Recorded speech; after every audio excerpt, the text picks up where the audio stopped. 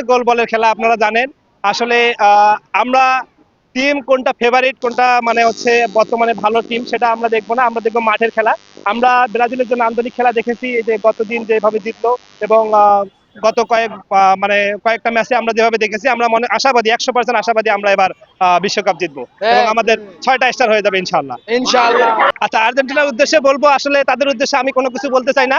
লেভেলে না আসলে আসলে হবে না, ওরা আমাদের লেভেলে আসলে এখনো পর্যন্ত লেভেলে আসবে, তারপরে আমরা তাদের সাথে যুক্তি তর্কে যাবো, লেভেলে আসতে তারপরে তাদের নিয়ে চিন্তা করব। তারপরে তাদেরকে নিয়ে আমরা চিন্তা ভাবনা করবো আর কি।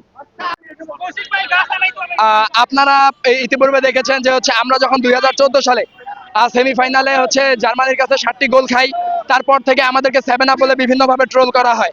কিন্তু তারা তারা এই বলাটার কারণে তারা কিন্তু হচ্ছে এই জার্মানিকে তারা নিজের বাপ বলে স্বীকার করে, কারণ তাদের যদি তারা বাপ না হতো তাহলে তারা তাদের এই স্বীকৃতিটাকে তারা ওই এটা ধরে এতদিন আমাদেরকে এই 7 আপ বলেছিল।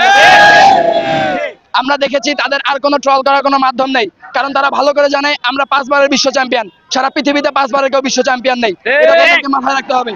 তারা এই পর্যন্ত 3বার বিশ্বকাপ জিতেছে, আমরা জিতেছি 5বার, কিন্তু তাদের 3টাই কিন্তু বিতর্কিত। আমরা হাত দিয়ে গোল দেওয়ার মতো বিশ্বকাপ জিততে চাই না। আমরা হাত দিয়ে গোল দিতে চাই না। ফুটবল পায়ের খেলা, ফুটবলে কি সৌন্দর্য খেলা, আমরা সৌন্দর্য সৌহার্দ্য ধরে রাখতে চাই। একটা করে ওয়ার্ল্ড কাপ অনুষ্ঠিত হয়, আমি মনে করি যে ব্রাজিল ব্যতীত বাকি 31টা দলে এই ধরনের প্লেয়ার আজ পর্যন্ত কোনো দলে খেলছে বা খেলতে পারছে আমার মনে হয় না।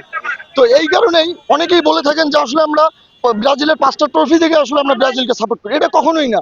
ব্রাজিলের যে এক একটা করে রত্ন, যে যারা সাবেক ফুটবলার ব্রাজিলিয়ান যারা খেলে গেছে, তাদের খেলায় মুগ্ধতা পেয়ে আসলে কিন্তু আমরা ব্রাজিলকে সাপোর্ট করি।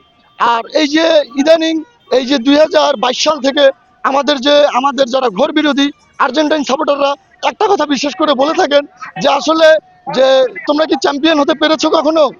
আসলে ভাই, ব্রাজিল পাঁচবারের চ্যাম্পিয়ন, 5টা ট্রফি অর্জন করেছে। তো এইটা কিন্তু আসলে আজকে ব্রাজিল ফ্যানদের অংশগ্রহণে আজকে যে শোভাযাত্রাটি হয়ে অনুষ্ঠিত হয়েছে, এটি কোনো শুধুমাত্র আয়োজন নয়, এটি হাজারো তরুণের ইতিবাচক শক্তির প্রকাশ। এই তরুণ প্রজন্মের এই স্বতঃস্ফূর্ত অংশগ্রহণই প্রমাণ করে দেয় তরুণ প্রজন্ম সুস্থ বিনোদন ও খেলাধুলার প্রতি আগ্রহী। আজকের এই ব্রাজিল ফ্যান ক্লাব লালমনিরহাটের আয়োজনে যে রিলিটি অনুষ্ঠিত হয়েছে, এখানে আমরা সকলে জুয়া এবং মাদকের বিরুদ্ধে আজকে শপথ নেব, এবং আমরা বিশ্বাস করি খেলাপ্রেমী এবং মাঠমুখী তরুণরা কখনো মাদকের পথে হাঁটতে পারে না।